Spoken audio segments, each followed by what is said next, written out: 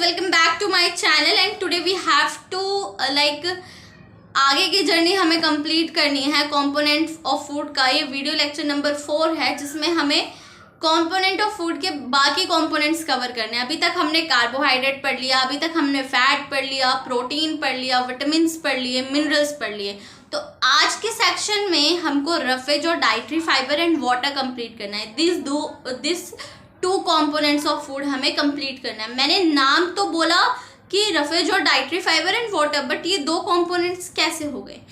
ये ऐसे दो कंपोनेंट है क्योंकि डाइटरी फाइबर और roughage are one, not a two things, this is a common things. ठीक है, तो डाइटरी फाइबर और रफेज आज हमें कंप्लीट करना है, उसके बाद वाटर, और इसके बाद एक next lecture which is the ending lecture of this chapter, हमारा deficiency disease and balance diet. ठीक है, इसके बाद हम इस चैप्टर को फिनिश करेंगे and we have to move for the next chapter. ठीक है, तो आज के जो वीडियो में रफेज और डाइटरी फाइबर के बारे में डिस्कस होगा, तो इसके लिए हमें हर कंपोनेंट ऑफ फूड के बारे में हमें 3 चीज़ें पता होना चाहिए। पहला, उसका फंक्शन क्या है, दूसरा उसका टाइप्स क्या हैं उसके, तीसरी उसकी सोर्सेज क्या है। अगर हमें ये तीनों चीज़ें पता है देन यू बिलीव दैट कि आपको उस कंपोनेंट ऑफ फूड के बारे में जानकारी है फॉर दिस क्लास।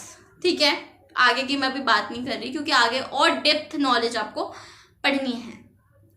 तो अगर डाइटरी फाइबर और रफेज में हम चलते हैं, तो डाइटरी फाइबर और रफेज जो है उसमें हमें पता होना चाहिए कि इसके फंक्शंस क्या है हमारी बॉडी में, हम क्यों इसको एज अ कंपोनेंट मानते हैं। ठीक है, तो डाइटरी फाइबर और रफेज जो हैं वो प्लांट के कुछ ऐसे पार्ट है जो हम कंज्यूम करते हैं, बट वो हमारे स्टमक में, हमारे बॉडी में जाके अनडाइजेस्टेड रह जाता है। अरे ये क्या, ये हमारी बॉडी में जाके अनडाइजेस्टेड रह जाता है, फिर हम उसको कंपोनेंट क्यों बोलते हैं? क्योंकि कंपोनेंट तो वो सारी चीज़ें हैं ना जो हमें न्यूट्रिशन देती है। तो how we get the nutrition from the roughage और dietary fibres, because they are not digested properly. तो इसके पीछे का रीज़न ये है कि न्यूट्रिएंट वो सारी चीज़ें जो बॉडी के फंक्शन में कहीं ना कहीं अपना रोल प्ले करे, तो रफेज और डाइटरी फाइबर भी कहीं ना कहीं रोल प्ले कर रही होगी। तो इनका बेसिकली मेजर रोल कहाँ होता है हमारी बॉडी में?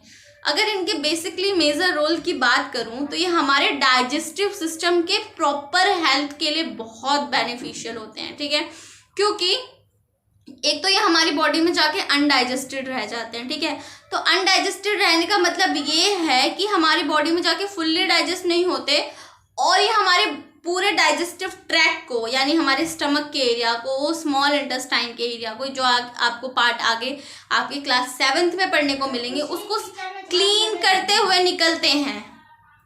ठीक है, तो अब हम इसके टाइप पे आते हैं।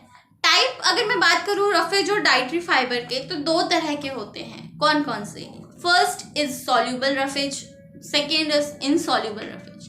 सॉल्यूबल और इनसॉल्यूबल में फ़र्क कैसे है? एज यू नो, इनके नाम से पता चल रहा है कि ये सॉल्यूबल है। सॉल्यूबल किस में है? वाटर में है। इनसॉल्यूबल है किस में है? वाटर में इनसॉल्यूबल है। ठीक है, तो सॉल्यूबल समझ आया कि जो वाटर में सॉल्यूबल वो सॉल्यूबल रफेज, जो इनसॉल्यूबल वो इनसॉल्यूबल रफेज। ठीक है, अब next thing we have to know that कि इनके सोर्सेज क्या है, हमें कहाँ से मिलेगा ये।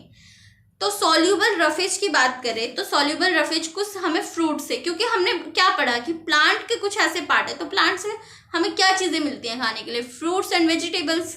तो फ्रूट की कैटेगरीज में आते हैं, तो एप्पल, स्ट्रॉबेरी, पीच, राइस, ये सारे क्या हैं? सॉल्यूबल डाइटरी फाइबर्स हैं। ठीक है, उसके बाद whole grain, carrot, cabbage, turnip, cauliflower, ये सारे इनसॉल्यूबल रफेज हैं। ठीक है, अब एक चीज़ मैं आपको बताती हूँ कि lack of insoluble roughage in the diet cause the stool to become hard and difficult to pass. This condition is called constipation. अगर मैं आपके एनसीईआरटी में डाइटरी फाइबर का सेक्शन दिखाऊँ ना, तो वहाँ पे देखो, this is page number 13 and यहाँ पे डाइटरी फाइबर में क्या बताया गया है? Beside this nutrition our body need dietary fibre. ठीक है, dietary fibre are also known as roughage. तभी मैंने आपको बोला कि डाइटरी फाइबर और रफेज एक ही चीज़ होती है। Roughage is mainly provided by plants product in our foods, whole grain and pulses, potatoes, fresh fruit and vegetables are the main source of roughage. मैंने आपको टाइप्स ऑफ रफेज के हिसाब से इनके सोर्सेज भी बता दिए हैं, ठीक है। But is an essential component of our food and add to its bulk. This help our body get rid of undigested food. ये हमारी बॉडी की हेल्प करता है अनडाइजेस्टेड फूड से छुटकारा पाने में, ठीक है। अब देखो क्या होता है कि सॉल्यूबल रफेज जो है ना वो वाटर में सॉल्यूबल है, इसका अगर मेनली ज़्यादा रोल नहीं है, बट इनसॉल्यूबल रफेज वो है जो वाटर में सॉल्यूबल नहीं है, मतलब ये हमारी बॉडी में बिल्कुल डाइजेस्ट नहीं होगा। और जो भी ऐसी चीज़ें हमारे स्टमक में जाके अटकी होंगी ना, जो हमारे स्टमक के डाइजेस्टिव सिस्टम को अफेक्ट कर सकती है, वो उसको लेकर बाहर निकल जाएगा हमारे एनस के थ्रू, स्टूल के रूप में, ठीक है। अगर आपकी बॉडी में इनसॉल्यूबल डाइटरी फाइबर की कमी हो गई, डेफिशिएंसी हो गई, आपने नहीं खाया, बाहर से कंज्यूम नहीं किया, आपकी बॉडी को एक प्रॉब्लम फेस करना पड़ेगा विच इज़ कॉन्स्टिपेशन। अपने घर में कभी ना कभी तो आपने ये वर्ड सुना ही होगा। I like very well no that कि आजकल की लाइफस्टाइल में देयर इज़ बहुत कम पीपल हैं जिनको ये प्रॉब्लम नहीं है कॉन्स्टिपेशन। कॉन्स्टिपेशन क्या होता है? Constipation is a situation when like you are not able to pass your stool, ठीक है। तो उस सिचुएशन में ये जो प्रॉब्लम है इसको कॉन्स्टिपेशन कहते हैं। और स्टूल क्या होता है? स्टूल बेसिकली वो अनडाइजेस्टेड फूड है जो हम सुबह फ्रेश होने के टाइम पे निकालते हैं, ठीक है, दिस इज स्टूल। तो कॉन्स्टिपेशन को अगर आपको क्योर करना है, ठीक करना है, तो आपको अपने फूड में इनसॉल्यूबल रफेज और डाइटरी फाइबर ऐड करना पड़ेगा। जैसे आपको होल ग्रेन ऐड करने पड़ेंगे, जैसे आपको कैरेट ऐड करना पड़ेगा, कॉलीफ्लावर ऐड करने पड़ेंगे। वो सारी चीज़ें जिसमें रफेज होती है ज़्यादा से ज़्यादा खाइए और अपनी प्रॉब्लम से छुटकारा पाइए, ठीक है। तो लेट्स मूव ऑन। अगली चीज़ जो हमें पढ़नी है which is water. Water component of food है। क्या वाटर कॉम्पोनेंट ऑफ फूड है? बट वाटर में हमें ऐसी क्या चीज़ें हैं जो मिलती हैं? अच्छा, हम ये सब जानते हैं कि वाटर बहुत इम्पॉर्टेंट है हमारी बॉडी के लिए। क्यों? क्योंकि हमारे बॉडी में जितना डाइजेशन होता है, हमारी बॉडी में जो भी चीज़ें कन्वर्ट होती है, डाइजेस्ट होती है, वो सारी किस फॉर्म में, कहाँ जाके मिलती हैं, एक जगह से दूसरी जगह कैसे जाती है, उनका ट्रांसपोर्टेशन कैसा होता है, ठीक है। हमें न्यूट्रिएंट मिलता कैसे है, हमें वो एब्जॉर्ब कैसे कर पाते हैं, ये सारी चीज़ों के लिए हमें वाटर के बारे में जानना होगा। इन सब की को जानने के लिए वाटर के बारे में हमें पता होना चाहिए। तो सबसे पहली चीज़ हमें ये पता होनी चाहिए कि हमारे बॉडी में क्या क्वांटिटी में वाटर प्रेजेंट है, क्या लेवल, क्या परसेंटेज है वाटर का। तो हमारी बॉडी में 70% वाटर है, 70%, ठीक है। तो इसीलिए उस लेवल को मेंटेन करने के लिए आपको एक दिन में 2 to 3 लीटर वाटर पीना चाहिए, पानी पीना चाहिए, ठीक है। ऑलमोस्ट 70% ऑफ वाटर, हमारी बॉडी वेट का 70% जो होता है वो वाटर का होता है, ठीक है। Water is needed by our body for good health. Water के काम क्या है, वो किस चीज़ में हेल्प करता है? हमारे बॉडी में जितने भी चीज़ें होती हैं उन सबके ट्रांसपोर्ट में वाटर हेल्प करता है। न्यूट्रिएंट को एब्जॉर्ब करने में वाटर हेल्प करता है। हमारे बॉडी के टेम्परेचर को मेंटेन करने में वाटर हेल्प करता है। केमिकल रिएक्शंस होती है हमारे बॉडी के अंदर बहुत सारी, जैसे कि मान लो कार्बोहाइड्रेट को एनर्जी में टूटना है तो एक केमिकल रिएक्शन होगी और वो एनर्जी में टूट जाएगा। उस चीज़ के लिए वाटर चाहिए हमें, ठीक है। डाइजेशन करने में, पचाने में खाने को हमें वाटर की ज़रूरत होती है। एक्सक्रिएशन, खाने को एक्सक्रिएट करने के लिए, निकालने के लिए हमें वाटर की ज़रूरत होती है। तो ये सारी चीज़ें हमारी बॉडी के अंदर होती है। ये तो हमारी बात हो गई फंक्शन की। वाटर के कोई टाइप नहीं होते, water is only present in its form which is water. अब वाटर की सोर्सेज कहाँ, हमें कौन कौन से सोर्सेज से वाटर मिलते हैं?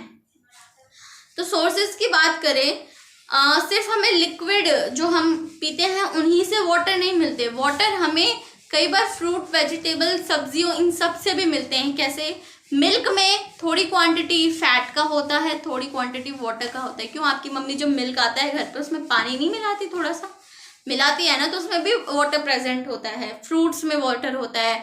एक वाटरमेलन को काट के देखो, उसमें कितनी लिक्विड मिल जाएगी आपको। या it is a very good source of water, in fact as it is present in the form of fruit, vegetables की बात करूँ तो मैं आपको अगर एक वेजिटेबल कॉलीफ्लावर, ठीक है, cauliflower is what, it is बंद गोभी को कभी आप देखना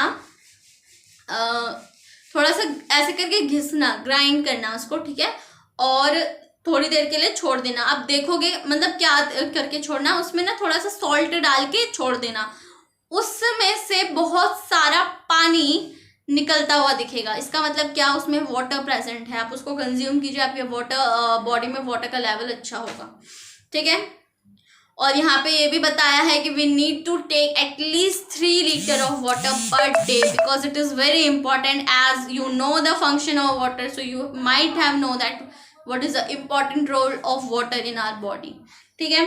तो अगले for today this is things last, और अगले लेक्चर में हमें क्या पढ़ना है, हमें बैलेंस डाइट के बारे में पता होना चाहिए, हमें डेफिशिएंसी डिजीज़ के बारे में पता होना चाहिए, क्योंकि अगर हमें बैलेंस डाइट के बारे में नहीं पता होगा तो हमें कैसे जानेंगे कि कौन से कंपोनेंट का कितना परसेंटेज हमें अपने बॉडी में कंज्यूम करना है।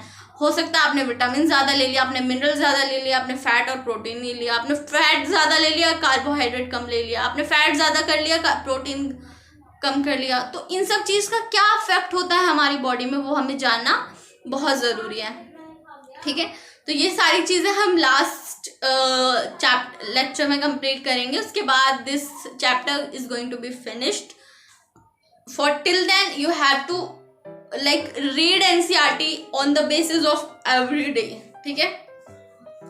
अगर आप ये काम करते हैं तो आप बिल्कुल गुड स्कोर कर पाएंगे अपने एग्जाम में भी, और आप आगे के लिए बहुत अच्छे से प्रिपेयर हो पाएंगे, ठीक है। तो एनसीईआरटी को रीड कीजिए, उसके बाद अपने आप खुद देखिए कि आपको कितना समझ आता है, ठीक है। और नोट्स की बात होती है ना, तो नोट्स मैं आपको इस वीडियो के लास्ट में पक्का मैं प्रोवाइड करूँगी, ठीक है। उससे आप देखिएगा कि मैंने आपको कितना पढ़ाया, आप उससे कितना रिलेट कर पा रहे हैं। उसके बाद आप इसके क्वेश्चंस की प्रैक्टिस कीजिएगा, ठीक है। इनफैक्ट मैं आपको एक कोशिश करूंगी कि इसका एक वीडियो लेक्चर जिसके क्वेश्चन है ना एटलीस्ट उसमें एनसीईआरटी की तो मैं कर ही लूँ, साथ में कुछ एक्स्ट्रा क्वेश्चंस भी देखूंगी जो इस चैप्टर से रिलेटेड है, वो मैं आपको प्रोवाइड कर दूंगी एक वीडियो के सेक्शन में, ठीक है। Till then stay focused in your study and like my videos, and if you like this please share this or stay tuned with me. Till then, tata, bye bye, and stay focused your study. Thank you, bye bye.